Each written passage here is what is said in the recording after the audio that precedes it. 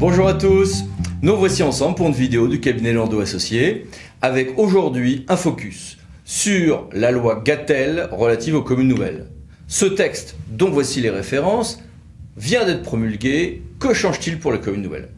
Les communes nouvelles, c'est le fruit d'un amendement sénatorial à la base sur ce qui allait devenir la loi du 16 décembre 2010. Et depuis, il y a eu de nombreuses lois qui sont venues compléter, corriger, améliorer ce dispositif.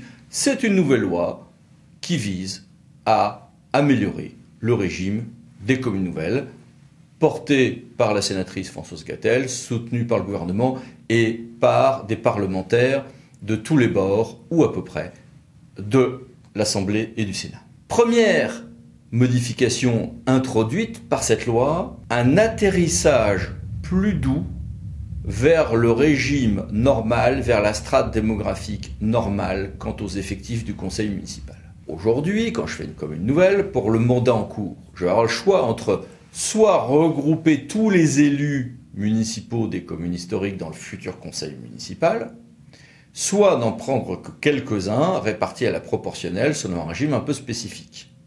Puis pour le mandat d'après, la commune nouvelle est, entre guillemets, surclassée d'une strate démographique quant au nombre de conseillers municipaux pour que l'atterrissage soit doux. Et bien cet atterrissage, il sera encore plus doux, puisque en plus de ce surclassement d'une strate démographique, il y aura un cliquet à la baisse des 2/3 de l'effectif précédent. Donc, je ne perdrai pas plus qu'un tiers de nombre d'élus municipaux entre le mandat où est créée la commune nouvelle et le mandat suivant. Et, nouveauté aussi, cet adoucissement s'appliquera également en cas de renouvellement anticipé du conseil municipal, ce qui est un atterrissage en douceur objectivement utile. Évidemment, il en résulte un certain nombre d'adaptations quant à la désignation des sénateurs pour s'adapter à ces nouvelles nouveautés et à quelques autres difficultés antérieures. C'est fait par la loi. Dans les outils qu'a la commune nouvelle, il y a la conférence municipale. Elle est rebaptisée conférence du maire et des maires délégués. Oui, bon, ok, la belle affaire. Avec un nouveau pouvoir, les maires délégués, s'ils sont unanimes, peuvent imposer des réunions avec un ordre du jour. Bon, pourquoi pas? Enfin, si on en est là, c'est que les relations sont pas bonnes, mais pourquoi pas? Que se passe-t-il en cas de démission d'élus entre le moment où l'arrêté de création de commune nouvelle est adopté et la première séance du conseil? Pendant cette période intermédiaire, que se passe-t-il s'il y a des démissions d'élus? Le conseil municipal est-il supposé au complet, condition nécessaire pour élire le maire et les adjoints au maire, ou pas? Bon, on va résumer. Il y avait un débat juridique sur ce point. Il est aux ordres du clair. Le conseil municipal sera supposé au complet, même s'il y a eu des démissions d'élus entre l'arrêté de création de commune nouvelle et la date, la première séance du conseil. Sauf si plus d'un tiers, un tiers ou plus, pardon, des sièges sont vacants. Ceci dit, attention, si j'ai des élus, que j'ai repris tous les élus des conseils municipaux des communes historiques, et que j'ai des communes qui dépassent le seuil de 1000, atteignent ou dépassent le seuil de 1000 habitants, je dois aller chercher les suivants de liste, évidemment, lors des remplacements de ces démissions. Confère les jurisprudences que voici. Maintenant, venons-en à la grande nouveauté de ce texte. La communauté. Le terme d'ailleurs n'est pas dans la loi elle-même. Cela veut dire quoi? Cela veut dire que quand j'ai une commune nouvelle qui se fait avec le même périmètre qu'une communauté ou une métropole antérieure, qu'un EPCI à fiscalité propre antérieure, alors il peut décider d'être commune et EPCI à fiscalité propre, avec le régime de cet ancien EPCI à fiscalité propre, et le droit intercommunal s'appliquera à lui pour les compétences correspondantes. Il n'aura pas l'obligation d'être membre d'un EPCI à fiscalité propre. Il ne va pas y perdre en matière de DGF. Il va se retrouver donc à combiner les compétences des deux strates que sont communes et communauté ou métropole. Cette décision doit être prise à la majorité des 2/3 des conseils municipaux représentant les 2/3 de la population, avec une représentation automatique au sein des syndicats mixtes, avec un tout petit bémol s'agissant des pôles métropolitains. Évidemment, je peux aussi avoir une commune nouvelle qui se crée à l'échelle d'un ancien EPCI à fiscalité propre et qui va rejoindre un EPCI voisin, autrefois voisin, Ça, c'est tout à fait possible et classique. Les règles, dans ces cas-là, visant à décider quel EPCI à fiscalité propre on va rejoindre, ont été adaptées dans la nouvelle loi pour le cas de ces communes nouvelles composées sur le même territoire qu'une ancienne communauté ou métropole. Très bien. Plus mineur est l'article 5 de la loi qui prévoit que on va avoir l'obligation de faire une étude financière quand on fait une commune nouvelle et que cette étude financière va être diffusée à la population si on va la consulter. En pratique, évidemment que quasiment toutes les communes nouvelles se font avec une mini-étude financière, bien faite ou pas bien faite, mais enfin évidemment que presque toujours il y en a une. Maintenant c'est obligatoire, très bien. La loi corrige une petite frustration symbolique touchant les maires délégués. En effet, le maire délégué maintenant prendra place dans l'ordre du tableau entre le maire et les adjoints au maire. Donc les maires délégués seront dans l'ordre du tableau immédiatement après le maire, dans l'ordre qui sera défini par les proportions respectives de ces différentes communes historiques antérieures. Notons qu'en revanche, reste que quelques frustrations pour donc les maires délégués. Par exemple, ils ont l'écharpe des adjoints au maire et pas celle des maires. Toujours sur les communes déléguées, il y avait parfois un problème quand le maire de la commune nouvelle se retrouvait sur une fraction de territoire dont il était autrefois maire avec un autre élu. Aujourd'hui, depuis cette nouvelle loi, on peut avoir un maire de commune nouvelle qui sera également maire délégué. Ces fonctions sont désormais compatibles. Ça n'entraîne pas de cumul d'indemnités de fonction, mais désormais, c'est compatible. Très bien.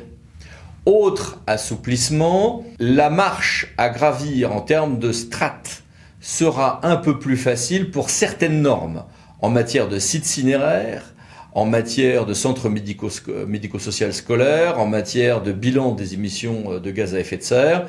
Les communes nouvelles auront 3 ans pour s'adapter aux obligations de leur nouvelle strate démographique. Un mot sur justement une question de nouvelles obligations, c'est la commune nouvelle qui se retrouve à devoir appliquer la loi SRU. Alors, en l'état du droit, avant la loi Gatel, on avait une petite, non pas ambiguïté, mais une petite astuce.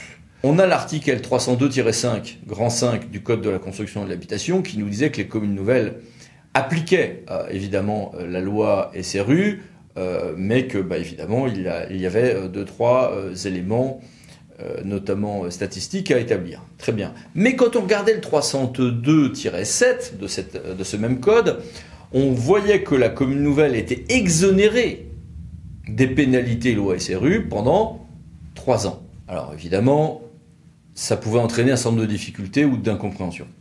Aujourd'hui, les choses sont claires, on applique toujours le 302-7 du code qui est inchangé et le grand 5 du 302-5 est supprimé. La loi innove aussi en matière de mairie annexe, mais il s'agit plutôt en réalité de correctifs. Il y avait un débat en droit sur le point de savoir si, quand on va supprimer les mairies annexes qui étaient le fruit de la création de cette commune nouvelle, on ne devait pas les supprimer toutes en bloc ou n'en supprimer aucune.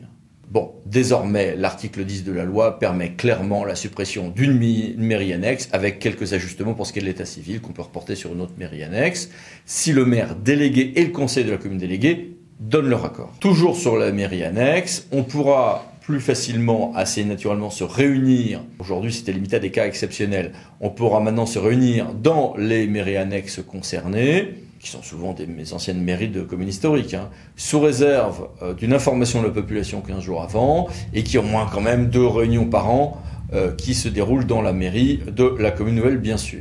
On le voit, le régime des communes déléguées est très attractif et spécifique pour un grand nombre de communes nouvelles. Il peut avoir ses petites lourdeurs aussi quand même. Certaines communes nouvelles créées entre 2010 et 2016 n'avaient pas toutes les facultés permettant de glisser vers ce nouveau régime tel qu'on le connaît aujourd'hui en matière de communes déléguées. Elles ont une session de rattrapage prévue par l'article 11 de la loi. Communes déléguées toujours, actuellement, la position de la DGCL est que, au moment de la création, comme au fil de la vie de la commune nouvelle, on peut conserver toutes les communes historiques qui deviennent des communes déléguées ou les supprimer toutes. Mais on ne peut pas, ni au stade de la création ni au fil de la vie de la communauté, selon la DGCL, en tout cas au stade de la création, faire le tri entre des communes déléguées qu'on garde et d'autres qu'on ne garde pas. Et il y a même des voix qui disent que c'est la même chose au fil de la vie de la commune nouvelle. Ce point de vue est très, très contestable en droit. Les textes antérieurs à la loi Gatel étaient certes mal rédigés, mais tout de même. Bon, peu importe, la loi Gatel est intervenue et elle permet explicitement, à compter du 1er avril 2020, de supprimer une partie seulement des communes déléguées avec l'accord du maire délégué et du conseil de sa commune quand même, c'est pas rien. Avec là aussi une adaptation en matière d'actes d'état civil notamment. Alors, vous le voyez, ce sont des améliorations bienvenues. Quand on est un praticien des communes nouvelles, on trouve même que certaines de ces innovations peuvent être assez enthousiasmantes, mais cela reste du correctif technique. Les communes nouvelles ont été créées par vagues, notamment en 2016, puis 2019, deux grosses vagues. Ces communes nouvelles, parfois, regroupent des toutes petites communes, mais parfois en faisant boule de neige. Il n'est pas rare d'avoir une commune nouvelle de 2 petites communes, puis on refait une commune nouvelle avec 3 ou 4 autres communes adjacentes 2, 3, 4 ans après. Parfois, on a des communes nouvelles qui se sont créées à l'échelle des anciennes communautés pour exercer notamment ensemble des services à la personne, et dans ces cas-là, on demande à la communauté de se focaliser plutôt sur des compétences plus stratégiques. La communauté qui vient d'être créée, d'ailleurs, pourra même bousculer et conduire à des nouvelles visions quant à la manière de gérer les territoires. Cette diversité de pratiques se retrouve aussi au niveau géographique. Prenez cette carte faite par datagouv.fr entre 2010 et 2015. Vous voyez, on retrouve certaines zones où il y a beaucoup de communes nouvelles et d'autres non. C'est presque les mêmes territoires que là où des communautés de communes avaient germé un peu partout au lendemain de la loi de 1992. Prenons maintenant la carte 2016-2019. Ce sont presque les mêmes territoires. Quasiment pas de communes nouvelles dans cette fameuse dite diagonale aride, à quelques exceptions près, Limousin par exemple. Quelle sera la place de ces communes nouvelles dans une nouvelle architecture ? Est-ce que, par exemple, la commune-communauté va devenir un modèle dominant ou pas ? Cette loi intervient donc à un moment où la commune nouvelle, forte de son succès, mais peu favorisée par les gouvernements successifs, car l'époque où on gagnait beaucoup de sous en DGF à faire une commune nouvelle est une époque plutôt révolue. Les appuis aujourd'hui financiers de l'État sont limités, hélas. Et donc, on se retrouve aujourd'hui à un moment où on va pouvoir créer des communes nouvelles en leur donnant des objectifs encore plus variés qu'autrefois, avec notamment cette fameuse commune-communauté. Il sera très intéressant de voir évoluer ce que seront ces créations. Nous qui accompagnons un grand nombre de créations de communes nouvelles, on attend les mois et années à venir avec impatience, parce que je pense que là, on assiste à un phénomène passionnant, même si, encore une fois, il faut avoir à l'esprit qu'il reste minoritaire, notamment sur certaines parties du territoire national. À bientôt donc pour en reparler. Au revoir.